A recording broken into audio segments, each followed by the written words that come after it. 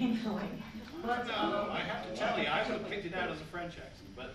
yeah, okay, all right, that's all right. At least it's not an Alabama accent. But I came here, really, I mean, after Vassar, I tried to find a job, since I was an artist in drama and stuff, I tried to find a job in New York and never, I was rejected immediately because I was too arty for commercials and that sort of thing. And then I came to France on vacation, and I happened to run into a character that I had seen in the film called Mr. Hulot's Holidays. I saw that in the 50s in Alabama, and I ran into Mr. Jacques Tati, and that's a kind of an amusing story because I did see him, and he said, "Oh, don't get into the film business.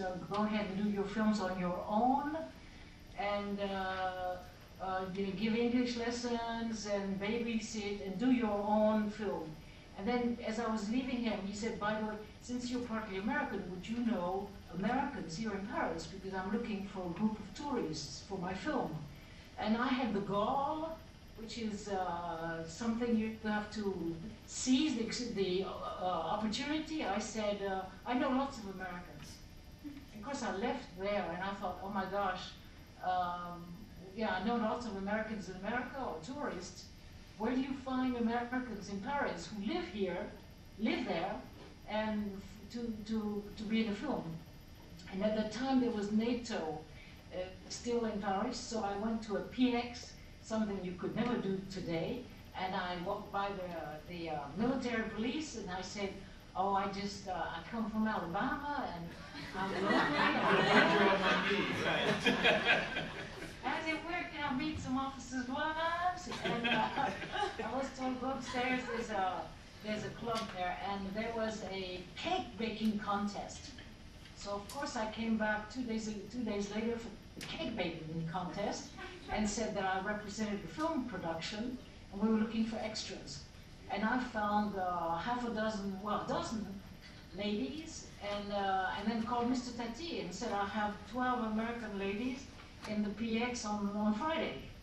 And he showed up, and then he asked me to speak to them and to count 1 to 10 according to what they, status as a possibility for extras.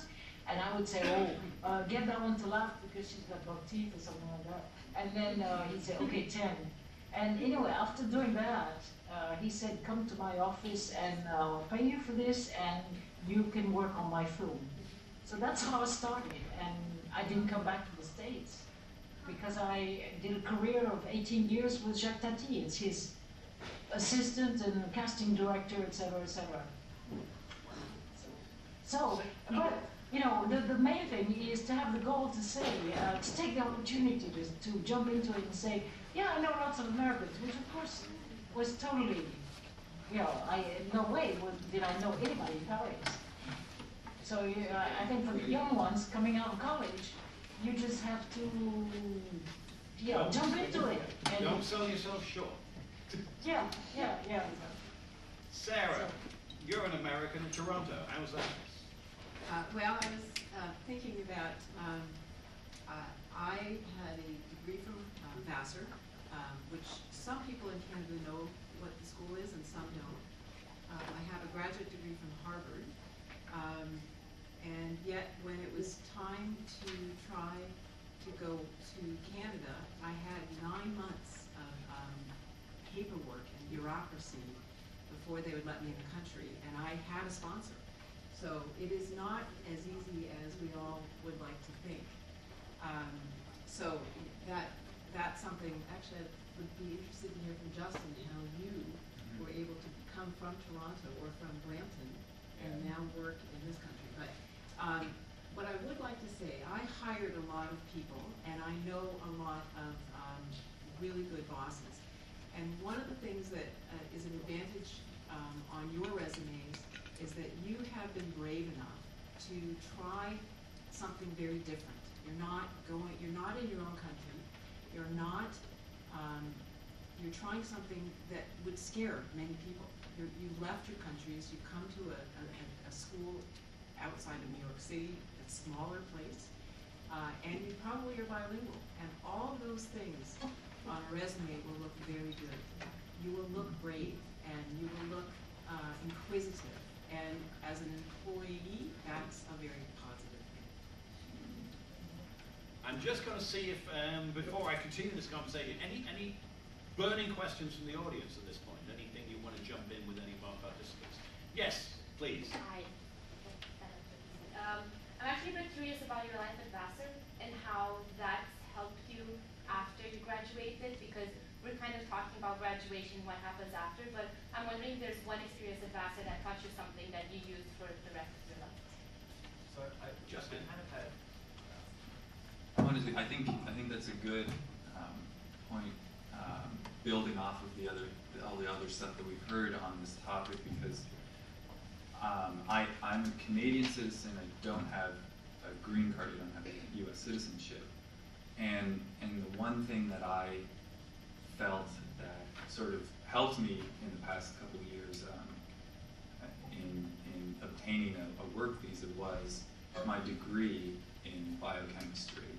And I don't know how many biochemistry majors there are here, or chem majors, or whatever it is, but that was definitely a selling point in applying for what I have right now is an H-1B visa. As far as utilizing my experience or background as a Canadian, I don't feel like I've had any sort of real benefit as a foreign student trying to get a job and stay here on a visa. But I think the experience that I had here, doing some research, getting a biochemistry major, has been an asset outside of Vassar. That makes sense. Katya, anything you want to add to that? The visa or? Pull the mic over. Yeah. No, the original question really. What have been the important moments for you while you've actually been at Vassar? Although you've sort of found photography later, so maybe the answer's none. I don't know. Well, I would like to say that when I applied to the Fulbright, I actually applied through Vassar, and so I honestly think that I would not have gotten that Fulbright had I not gone through the Office of Fellowships and spoken to Lisa and gotten guidance from her. Sorry, pardon me. And so I think this is Lisa Cooperman in the fellowship office, right? Exactly. She was just, the whole process. I believe I started 6 or 7 months before the deadline date, and she was just incredibly supportive. And so I think the friendships that you make, the professors that you meet here who believe in you. I had to get language requirements, or they make you fill out paperwork saying that you can actually speak the language of the country you're applying to. So I went to the Hispanic Studies department, and a lot of these people hadn't seen me in 10 years, and the fact that they would fill these forms out for me and really support me, I think says a lot about the school.